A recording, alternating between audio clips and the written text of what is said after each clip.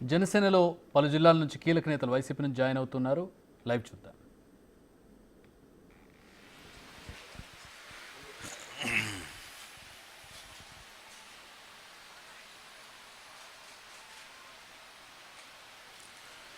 విజయనగరం జిల్లా నుంచి ఆవనపు విక్రమ్ గారు, వారి సతీమణి ఆవనపు భావన గారు, వారిద్దరిని కూడా మనస్ఫూర్తిగా పార్టీలోకి ఆహ్వానిస్తున్నాం. ఈ సందర్భంగా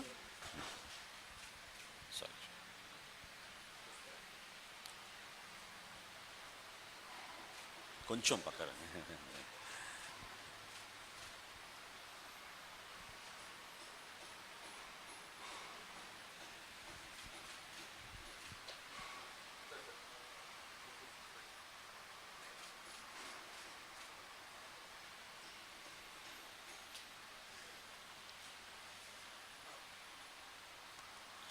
చేతికి ఇచ్చేయండి.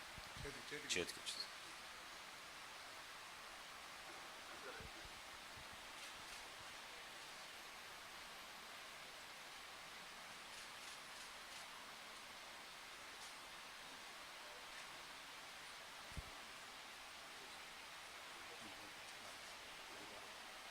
అదేవిధంగా కంది రాజశేఖర్ గారు ఒంగోలు నుంచి, రవిశంకర్ గారు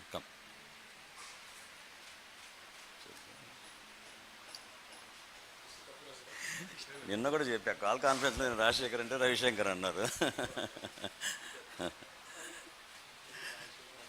రాజశేఖర్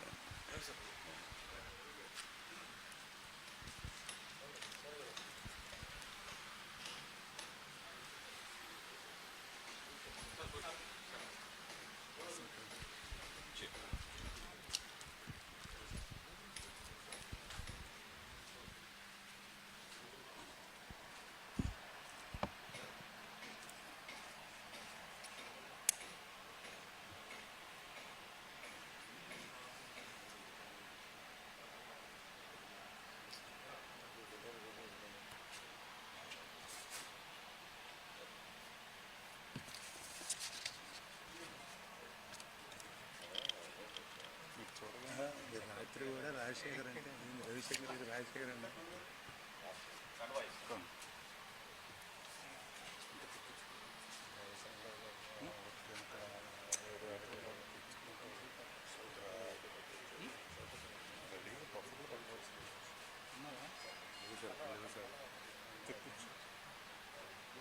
అన్నవాంటి వాళ్ళందరికీ లభిస్తే అడుగుతున్నారు సార్, కనబడలేదు సార్, అడుగుతున్నారు.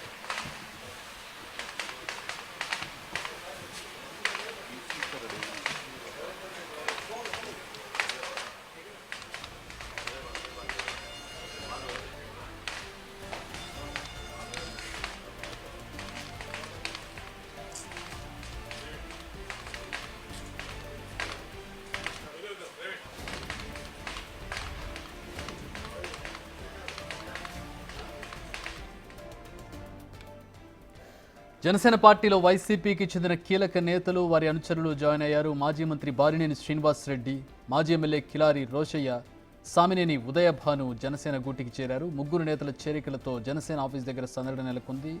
ముగ్గురు 3 జిల్లాలకు చెందినటువంటి నేతలు కావడంతో ప్రస్తుతం జనసేన ఆయా జిల్లాల్లో బలోపేతం కాబోతోంది. ప్రకాశం నుంచి బాలినేని వైసీపీకి కీలక నేతగా ఉన్నారు. ప్రకాశం జిల్లాలో ఆయన ప్రస్తుతం జనసేన గూటికి చేరడంతో జనసేన ఆ జిల్లాలో బలోపేతం కాబోతోంది. ఇక కిలారి రోషయ్య గుంటూరు జిల్లా నుంచి ఉన్నారు. ఆయన జనసేనలో చేరడంతో ఆ నియోజకవర్గానికి సంబంధించి కావచ్చు, ఆ జిల్లాకి సంబంధించి కావచ్చు, పార్టీ అక్కడ బలోపేతం కాబోతోంది.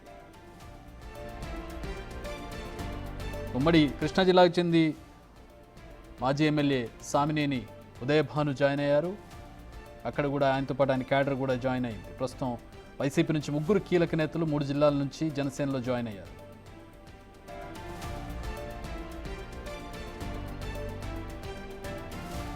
దీనిపై వైసీపీ అధినేత మాజీ ముఖ్యమంత్రి జగన్ కూడా స్పందించారు. పార్టీలో నేతలు వస్తూ ఉంటారు, పోతూ ఉంటారు, వాళ్ళు పోతే ఇంకొకళ్ళు వస్తారు, దానిదే ఉంది అంటూ ఆయన చాలా సింపుల్గా ఏమీ నష్టం లేదు పార్టీకి అనే విధంగా ఆయన స్పందించారు.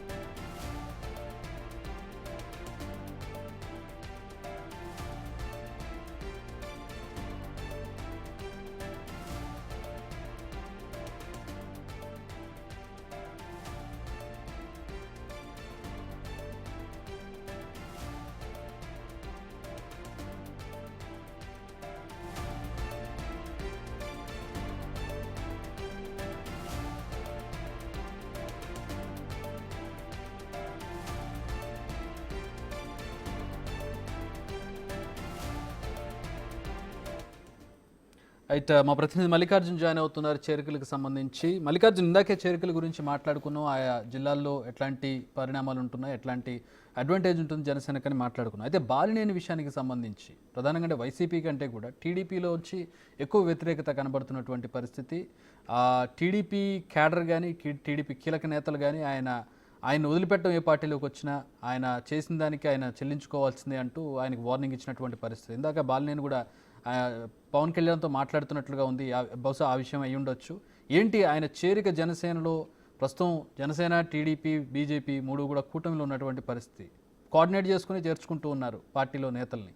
కానీ చేర్చుకుంటున్న సందర్భంలో కూడా వ్యాఖ్యలు వస్తున్నటువంటి పరిస్థితి టీడీపీ నుంచి, ప్రధానంగా బాలినేని విషయంలో. ఎట్లా చూడాలి? నెక్స్ట్ సమయంలో ఏమైనా ఉంటుందా? కోఆర్డినేషన్ ఏమైనా జరుగుతుందా?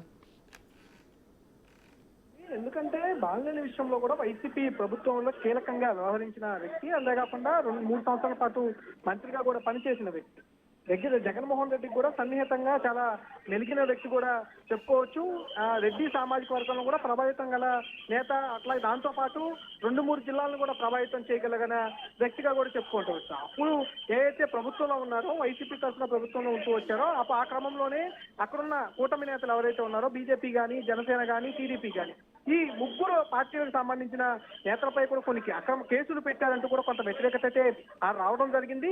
ఇందులో ప్రథమంగా అక్కడ జనసేన ఎక్కువ ప్రభావం అనేది ప్రకాశం జిల్లాలో ఆయనతో కనపడిన పరిస్థితి కూడా కనిపించింది. జనసేన నేతలను పై అక్రమ కేసులతో పాటు అక్కడ కొంతమందిని వేధించారనే ఒక ఆరోపణలు కూడా ఉన్న నేపథ్యం కూడా కనిపించింది. ఇప్పటికే బాలినేని రాకను కొంతమంది ప్రకాశం జిల్లాలో ఉన్న కొంతమంది నేతలు కొంత వ్యతిరేకిస్తున్న పరిస్థితి కూడా కనిపిస్తా ఉంది. ఈ నేపథ్యంలో కొంత మాట్లాడే క్రమం అయితే కనిపిస్తా ఉంది. పవన్ కళ్యాణ్ తో కూడా ఆ విషయాలన్నీ కూడా చర్చించే అవకాశం కూడా కనిపిస్తా ఉంది. ఎందుకంటే రావటం వల్ల పార్టీ బలోపేతం మరింత ఎక్కువ అయ్యే అవకాశం ఉందనే ఉద్దేశంతోనే అక్కడున్న ఏదైతే సమీకరణాలు ఉన్నాయో కానీ, అక్కడున్న ఇబ్బందులు కానీ, అక్కడున్న సమస్యలు కానీ అన్నింటినీ బేరీజు వేసుకున్న తర్వాతే పవన్ కళ్యాణ్ పార్టీలోకి ఆహ్వానించడం జరిగింది. బాలినేని వచ్చి స్వయంగా దానికి సంబంధించి ఏదైతే అంశాలు ఉన్నాయో అంశాలపై కూడా చర్చించడం జరిగింది. దీనికి సంబంధించి మరొకసారి పార్టీకి సంబంధించి ఏదైతే అంశాలు ఉన్నాయో, ఏదైతే ఇబ్బందులు ఉంటా ఉన్నాయో ఆ ఇబ్బందులన్నిటిపై కూడా మాట్లాడే అవకాశం కనిపిస్తా ఉంది. అంతేకాకుండా ఒక పార్టీలోకి, ఎందుకంటే ఇప్పటికే 3 పార్టీలు కలిసి ఇటు ఎన్డీఏ కూటమి ప్రభుత్వాన్ని ఫామ్ చేశాయి కాబట్టి ఒక పార్టీలో చేర్చుకునే ముందు మరొక పార్టీకి సంబంధించిన కీలక నేతలతో కూడా చర్చించే అవకాశం కనిపిస్తా ఉంది. అటు పక్క టీడీపీ సంబంధించిన అధినేత ముఖ్యమంత్రి చంద్రబాబు నాయుడుతో పాటు బీజేపీకి సంబంధించిన అగ్రనేతలతో కూడా చర్చించిన తర్వాతే ఒక్కొక్క నేతను పార్టీలోకి తీసుకుంటున్న అంశాలు కూడా కనిపిస్తా ఉన్న పరిస్థితి కనిపిస్తా ఉంది. మనం తాజాగా టీడీపీలోకి కొంతమంది నేతలు జాయిన్ అయ్యే క్రమంలో కూడా అటు పార్టీకి సంబంధించి మిగతా పార్టీలు బీజేపీ కానీ జనసేన కానీ వాళ్ళతో కూడా చర్చించిన తర్వాత ఆ నేతల యొక్క పరిస్థితులు ఆ నేతల యొక్క తీరును బేరీజు వేసుకున్న తర్వాత పార్టీలోకి ఆహ్వానిస్తున్న పరిస్థితి కూడా కనిపిస్తా ఉంది. ఇప్పుడు ముగ్గురు నేతలు ఎవరైతే జాయిన్ అవుతా ఉన్నారో ఇటు బాలినేని శ్రీనివాస్ కానీ అలాగే ఉదయ్ భాను కానీ కిలారి రోసయ్య కానీ ఇటు ముగ్గురు నేతలు కూడా ఇటు వారి యొక్క గతంలో ఉన్న వాళ్ళ ఇష్యూస్ ఏమున్నాయి, అలాగే ప్రభుత్వంలో వాళ్ళు ఎలా వ్యవహరించారు, అలాగే వైసీపీ పార్టీలో వాళ్ళు ఎలా వ్యవహరించారు, ప్రజలతో ఉన్న వాళ్ళకున్న విభేదాలు ఏమైనా ఉన్నాయా, వాళ్ళ వల్ల రావడం వల్ల పార్టీకి ఏమైనా నష్టం ఉంటుందో లాభం ఉంటుందో అన్ని బేరీజు వేసుకున్న తర్వాతే పూర్తిగా కూడా ఆ నేతల్ని పార్టీలోకి ఆహ్వానిస్తున్న పరిస్థితి కూడా కనిపిస్తా ఉంది. అదే విషయంలో బాలినేని శ్రీనివాస్ విషయంలో కూడా ఇటు ప్రకాశం జిల్లాకు సంబంధించి మరింత పార్టీ బలోపేతుందనే అవసరమైన ఉద్దేశంతోనే ఆయన చేరికైతే చేసుకున్న పరిస్థితి కూడా కనిపిస్తా ఉంది. దానిపైన ఇష్యూస్ ఏమన్నా కూడా మాట్లాడుకొని అక్కడున్న నేతలతో కూడా సమన్వయం చేసుకొని వెళ్లే పరిస్థితి అయితే కనిపిస్తా ఉంది. All right, thanks for the updates Mallikarjun.